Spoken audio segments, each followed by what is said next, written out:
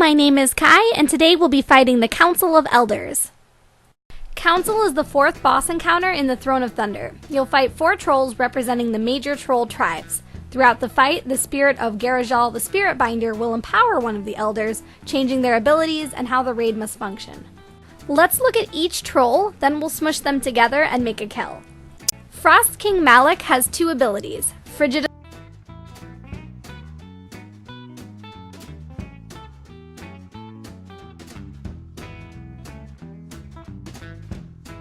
When Frost King Malik is empowered, his Biting Cold changes to Frostbite.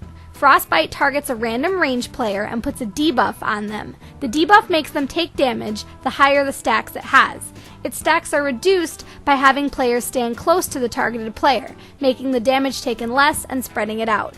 Frostbite's debuff starts at 5, and each player within 4 yards reduces the debuff by 2. It cannot be lower than 1 until its duration has run out.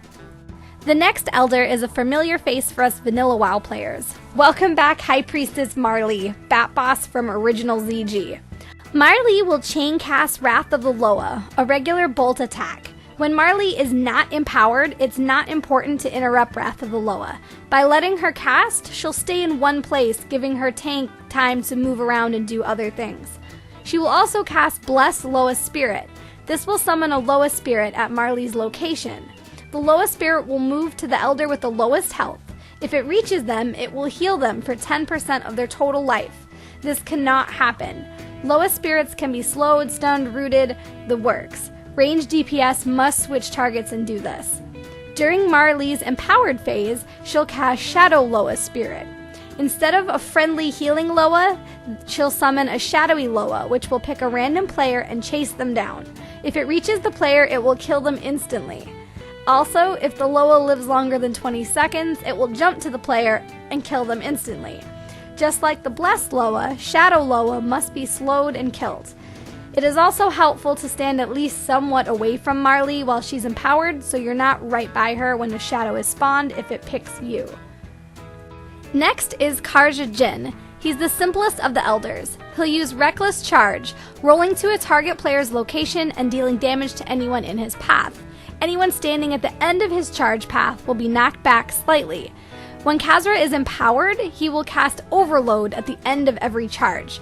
Overload will stun him for 20 seconds, and during the stun, he will reflect 50% of damage taken back at the player who dealt it. The last Elder is Sewell the Sandcrawler. He will use Sandbolt and Quicksand. Sandbolt is another basic bolt attack that targets a random player. It can be interrupted.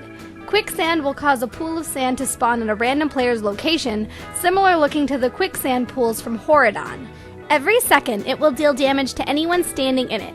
Every second spent in the quicksand will reduce your movement speed, and after 5 seconds, you'll be completely immobile.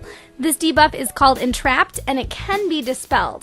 For Sewell's Empower, you should never ever see Sewell's Empower. Alright, I'll tell you what happens for Sewell's Empower. He'll cast Sandstorm every 40 seconds. That's 2 per empowered phase max. Sandstorm transforms every quicksand puddle into a sand elemental that will kill you all. So all of this is happening at once. Which Elder is empowered is based on damage. Malakk seems to always be empowered first, and Empower switches when the Elder loses 25% life. If Malakk is at 100% when he's empowered, it will switch when he hits 75%. While empowered, Elders get a Dark Energy bar. It fills up in a little over a minute, and if it fills, the Elder begins pulsating AoE damage that will kill you all. Because of the Dark Energy, the empowered Elder must lose 25% life in a minute or less. When an Elder dies, the other Elders are not healed or anything special. Positioning is key for this fight. For Malakk's empowered phase, range players must stack up or Frostbite will kill whoever it's cast on. At all other times, you'll want to be slightly spread apart, so the regular Biting Cold does not kill everyone around you.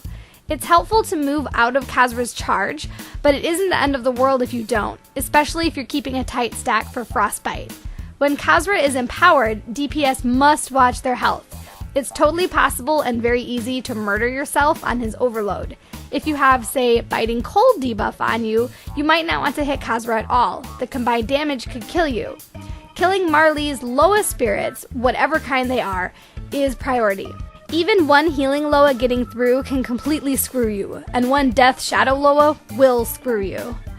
Which brings us back to Sewell, probably the most difficult troll of the bunch. The living sands are the worst, truly, the worst. You can be perfect at everything else, but the sudden birth of 15 sand monsters can easily be a wipe, which is why killing Sewell is the thing to do. Our group starts our DPS on Sewell. We'll stay there till the first Loa, where range will have to peel off to slow and kill it. During this time, your first Empower will go out, and generally it's Malakk. Ranged DPS will switch to Malakk while melee stay on Sewell. Sewell and Malakk are tanked right next to each other, so melee can cleave and help with Malakk's DPS, but their focus is Sewell. After Malakk's Empower, the next Elder for us was generally Marley. Range switch to her and nuke those shadow adds as soon as they pop. Melee stay where you are on Sewell. After Marley was always Khazra. Again, you must be careful not to murk yourself when Khazra is empowered. Melee might need to help push Khazra because DPS will have to stop on him occasionally.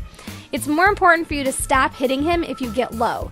You might think you're okay at 30% life, but it's entirely possible to then be hit with a Sand Bolt and a Marley Bolt and bite it.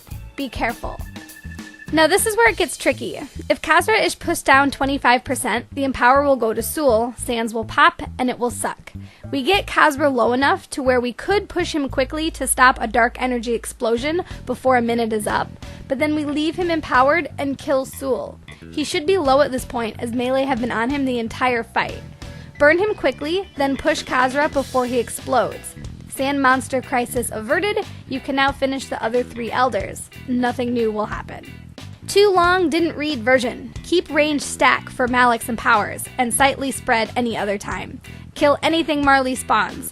Before Sewell dies, her blessed Loa are always going for him, and it's a disaster if one hits.